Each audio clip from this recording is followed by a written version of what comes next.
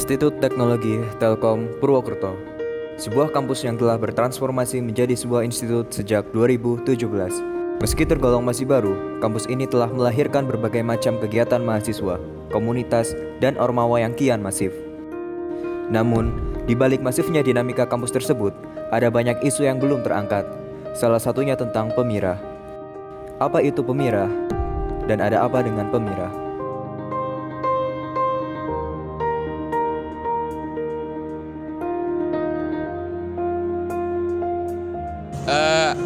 Nggak tahu. Kalau saya nggak tahu loh. Nggak tahu. Apa itu? Aku baru dengar. Kalau kalian? Iya, baru sama. dengar juga sama. Agak tahu sih. Tahu.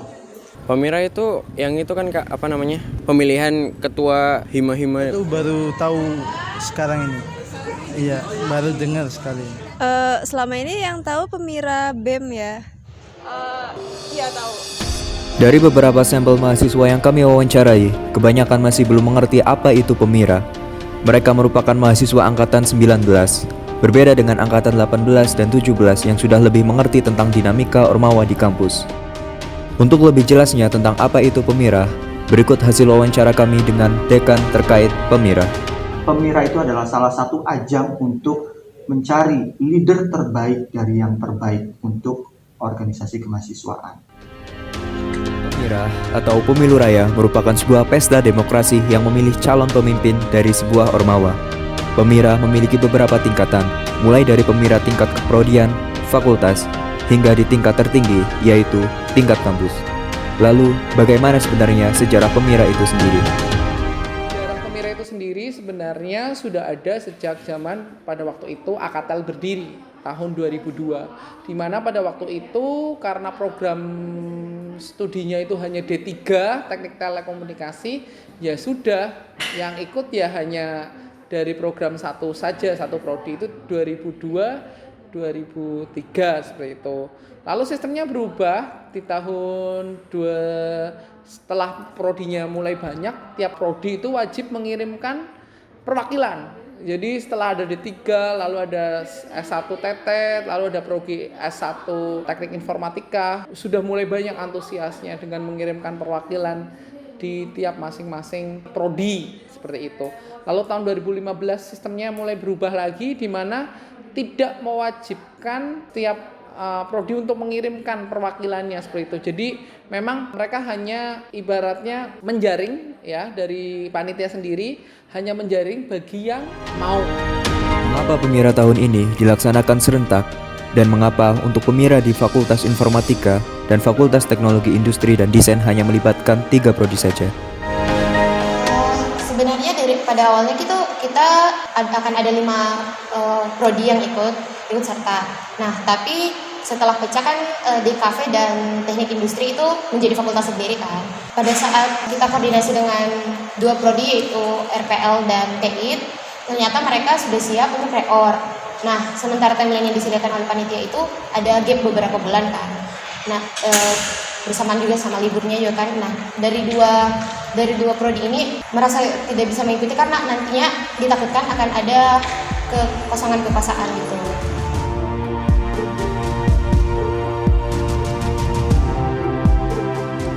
Kalau di DKV Pemira itu bulan ini saya nggak hafal jadwalnya karena Pemira itu yang megang kan fakultas.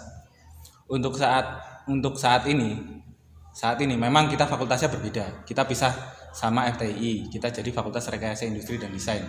Cuma untuk tahun ini kita masih ikut Fakultas FTI. Jadi FTI Fakultas Informatika pun masih ninduk ke FTI. Sejarahnya kalau DKV sendiri sih awalnya ikut FTI karena kita pada awal berdiri itu langsung di bawahnya Fakultas Teknologi Industri dan Informatika FTII ya. Itu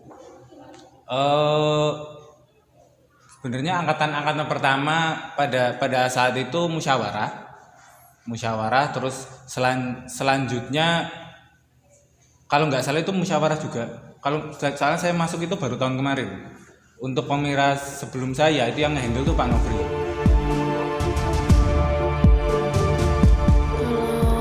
prodi SI sendiri itu kan prodi baru ya. Jadi ini tuh tahun ketiga. Tahun pertama dulu itu kami langsung menginfokan ke anak-anak. Jadi siapa yang berminat untuk menjadi ketua, ini kan untuk Pemira ya, ketua untuk HMSI. Kemudian kami juga menentukan kriterianya. Habis itu mereka yang bersedia itu mengumpulkan kriteria atau persyaratan tersebut gitu. Kemudian karena HM-nya itu masih baru, prodinya masih baru, itu berlaku untuk 2 periode. Jadi ketuanya kami ambil untuk 2 periode. Nah, kemarin reorganisasinya itu untuk periode keduanya itu yang reor cuman dari wakil ketua HM ke bawah. Jadi ketua HM-nya masih sama.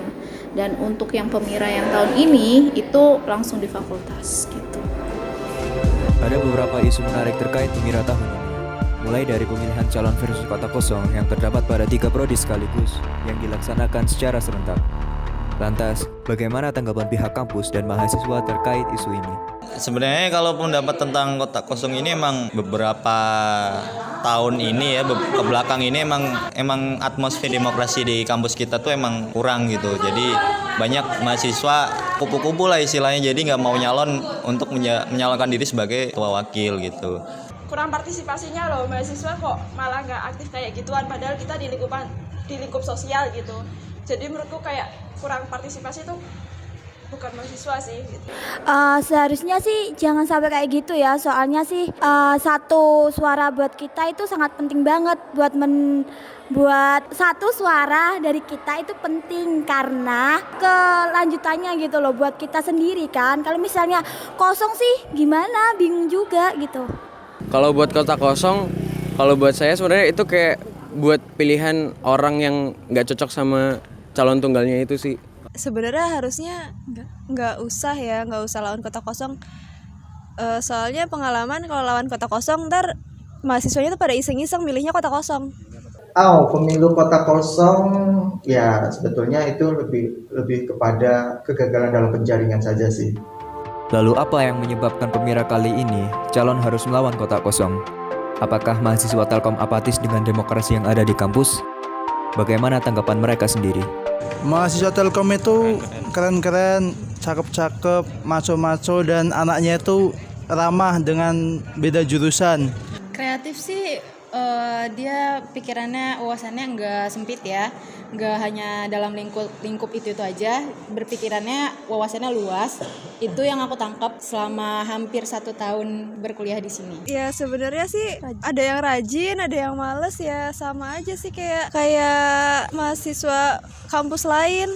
Mungkin kalau yang rajin tuh rajin kebangetan yang sampai bikin sistem yang belum pernah ada kayak gitu. Kalau yang males ya udah males banget gitu. Mahasiswa IT Telkom itu bervariasi ya, kan dari berbagai daerah juga, terus banyak juga kebudayaannya. Kita bisa kayak, oh gini loh kebudayaan daerah kami, terus tolerannya juga makin erat juga. Mahasiswa Telkom itu mungkin tuh mahasiswa yang apatis sih kebanyakan sih, jadi mereka nggak pengen tahu, tapi kadang juga kepo tentang hal-hal yang viral ataupun hal-hal yang emang lagi hangat yang diangkat di kampus gitu. Jadi kesannya kayak cuman mahasiswa yang ikut-ikutan apapun statement ataupun kejadian yang viral di kampus ini tuh mereka yang ikut komen gitu, tapi sedangkan untuk acara-acara ataupun kegiatan yang kesannya untuk membantu mahasiswa tuh malah mahasiswanya jarang yang mau ikut gitu. Anaknya teh antusias parah gitu ya, pokoknya ada apa-apa tuh hayu gitu.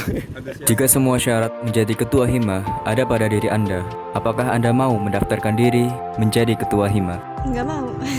Alasannya sibuk banget sih pasti. Sebenarnya pengen fokus kuliah aja, jadi ngambilnya tugasnya yang ringan-ringan aja, nggak mau jadi ketua. Sebenarnya ya saya udah jadi wakil ketua UKM. Kalau ada yang ngajak insya Allah saya mau. Saya sebenarnya lebih nyaman jadi orang belakang daripada orang di depan sebenarnya. Selama aku masuk di S1 Desain Komunikasi Visual tuh kayak ketua himanya cowok gitu loh. Nah kenapa sih kita nggak ngasih kesempatan buat si ceweknya buat jadi ketua hima gitu? Monoton banget gitu kalau cowok terus ya. Sedangkan tahun ini kita tidak tahu apa yang terjadi jika kota kosong menang. Jika kita melihat hasil perhitungan suara, kebanyakan calon menang telak melawan kota kosong. Itu membuktikan bahwa tingkat kepercayaan kepada pemimpin masih ada. Hanya saja, mengapa pemilu yang dilaksanakan secara serentak dengan prodi yang berbeda hanya menghasilkan satu paslon saja? Mengapa harus melalui pemira? Dan mengapa tidak langsung musyawarah saja? Sistemnya bagus, enggak, sistemnya itu bagus. Cuma dalam konteks DKV itu menurut saya belum, karena belum ada persaingan. Ketika ada persaingan, baru kita main demokrasi. Dan bukan debat, tapi diskusi. Debat kan ini benar, ini salah, cari yang benar dan salah. Kalau diskusi, ayo kita duduk bareng, kita cari solusinya, nggak ada yang kalah, nggak ada yang menang, semuanya menang. Kan enak. Kenapa harus mengorbankan ya kan, ketika semuanya bisa menang?